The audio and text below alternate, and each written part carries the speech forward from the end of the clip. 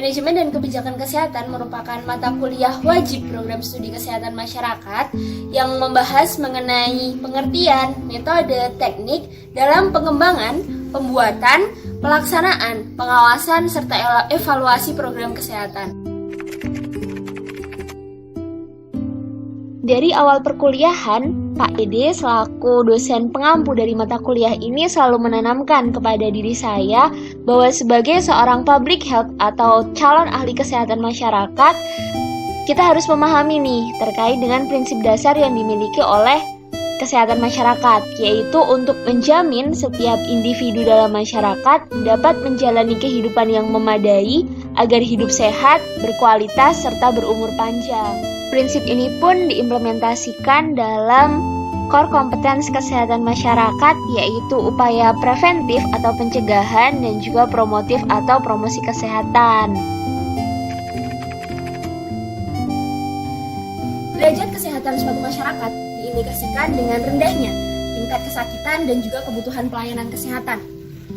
Dalam hal ini, perlu adanya pembangunan kesehatan supaya masyarakat dapat menjadi masyarakat yang sehat, berkualitas, dan juga berumur panjang.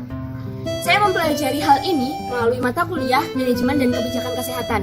Di sana akan mengatur tentang kerangka yang dibutuhkan untuk menetapkan suatu kebijakan kesehatan. Kita menyadari bahwa kebijakan kesehatan tidak dapat serta-merta hanya diputuskan saja. Perlu adanya partisipasi dari pemerintah, masyarakat untuk mengimplementasikan itu secara nyata. Mulai dari tataran yang paling rendah, tingkat individu, keluarga, masyarakat, puskesmas, rumah sakit, dinas kesehatan, dan yang paling tinggi adalah Kementerian Kesehatan. Nah, maka dari itu perlu adanya kerangka besar yang kita jadikan acuan dalam pembuatan suatu kebijakan.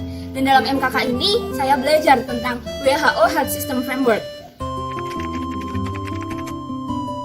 Jadi, WHO Health System Framework ini merupakan kerangka sistem kesehatan yang dibuat oleh WHO dengan memperkuat 6 pilar, antara lain service delivery, health workforce, information, medical products, vaccines and technologies, financing, leadership, or governance. Nah, ke-6 ini yang akan mencapai tujuan dari sistem ini, yaitu untuk meningkatkan derajat dan kesetaraan kesehatan, tanggung jawab, perlindungan risiko sosial dan finansial, serta meningkatkan efisiensi.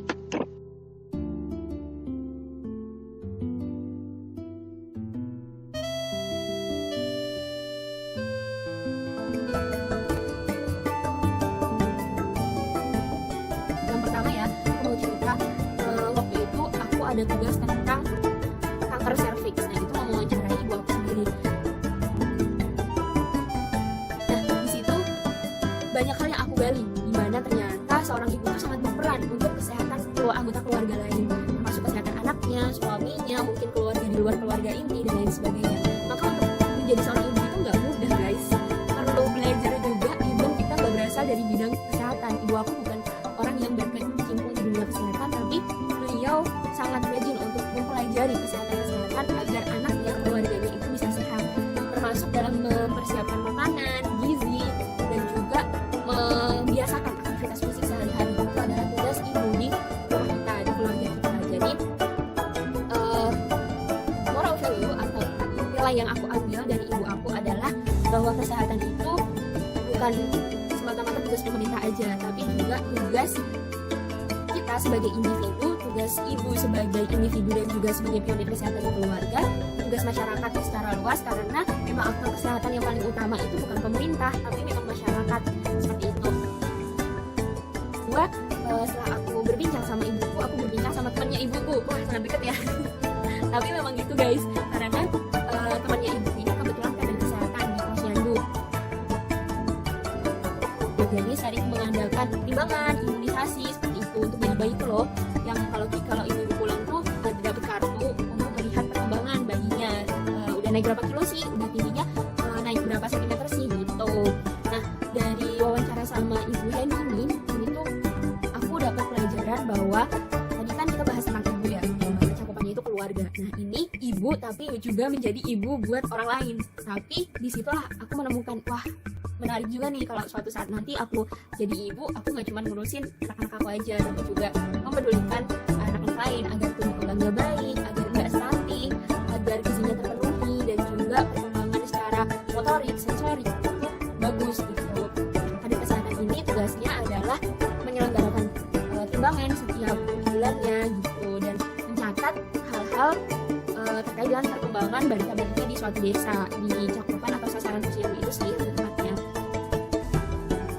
Wawancara yang ketiga itu aku laksanain dengan mewawancarai bidan dari Puskesmas Karanganyar tempat aku tinggal.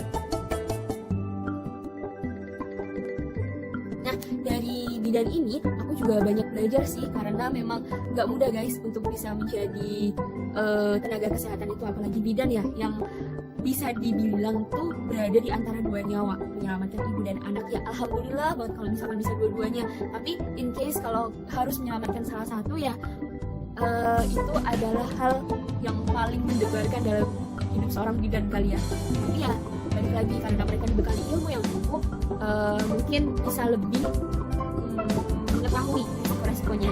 Dan dari narasumber ini yaitu Bu Deyanti, itu aku belajar tentang pentingnya komunikasi, karena di puskesmas itu kan latar belakang orang-orangnya beda-beda ya, ada yang masih muda, ada yang udah tua juga, ada yang mungkin dari daerah luar, atau mungkin ada dokter yang intensif, terus beda bahasa dan beda budaya. Nah itu harus bisa untuk mengorganisasikan atau mengkomunikasikan satu sama lain gitu. Dan juga puskesmas itu kan unit pelayanan primer ya, jadi memang diusahakan untuk fokus di bidang pencegahan dan promosi kesehatan. Namun nyatanya sampai sekarang itu puskesmas justru jadi bagian upaya kuratif, yang mana hal ini nggak sesuai sama tujuan dari puskesmas namanya. Terus setelah itu ada wawancara bersama koordinator perencanaan fasilitas administrasi dan keuangan dari Universitas Indonesia UNI.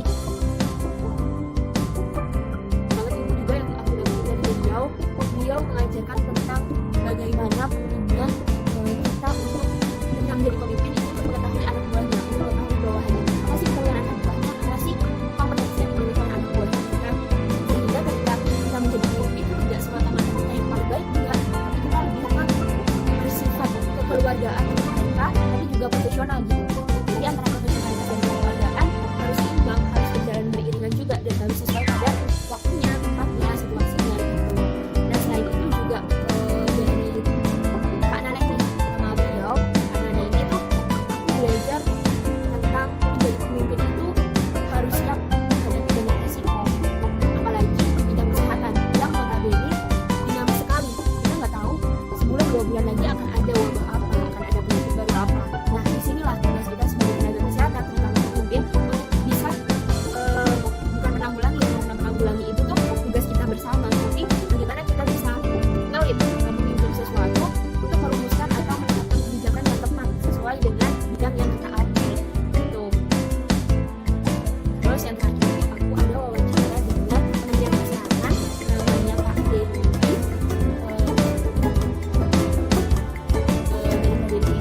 Banyak banget sih yang aku belum ketahui ternyata tentang kesehatan, termasuk program-program pemerintah yang ada di daerah 3T. Saya pernah kira-kira punya pemahaman apa dengan FHC ini? Ada nggak kira-kira bayangan apa sih FHC itu? Sekarang saya pelayan kesehatan dokter, kira-kira seperti apa sebenarnya? Nah ini nggak ada pernah punya gambaran nggak maksudnya jelas? Kalau setahu saya ya Kak, ini lebih ke servis buat pasien. Jadi bukan pasiennya yang datang ke pelayanan kesehatan, tapi orang-orang unit kesehatannya yang memberikan pelayanan ke lebih dekat ke masyarakat, lebih mendekatkan pelayanan kesehatan itu ke masyarakat. Ya, itu kata kunci yang mendekatkan ke masyarakat. Ini FHC itu sebenarnya dari tahun 2016 ya, itu sebagai program 2016, sudah lama saya masuk sudah berjalan, cuman mungkinnya itu 2016-an ya, sejak jadi program kesehatan primer PKP itu. Sampai terakhir saya jadi pernah ya kesempatan untuk jadi timnya juga 2019 saya bilang ke Raja Ampat, ke daerah namanya Longgas.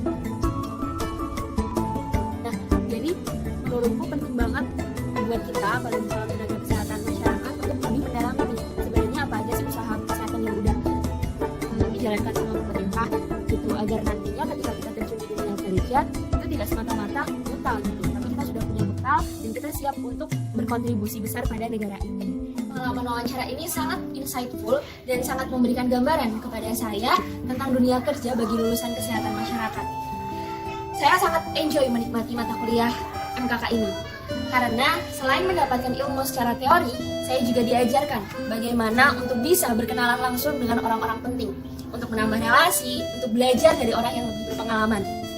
Selain itu, mata kuliah ini pun ditutup dengan sesi perkuliahan umum yang mendatangkan narasumber langsung dari Dinas Kesehatan Kota Depok, di mana perkuliahan itu mengajarkan kami tentang perencanaan kebijakan kesehatan yang harus terstruktur dan sesuai dengan kebutuhan masyarakat, mulai dari impact, outcome, output, proses, bahkan input yang akan diberikan kepada masyarakat.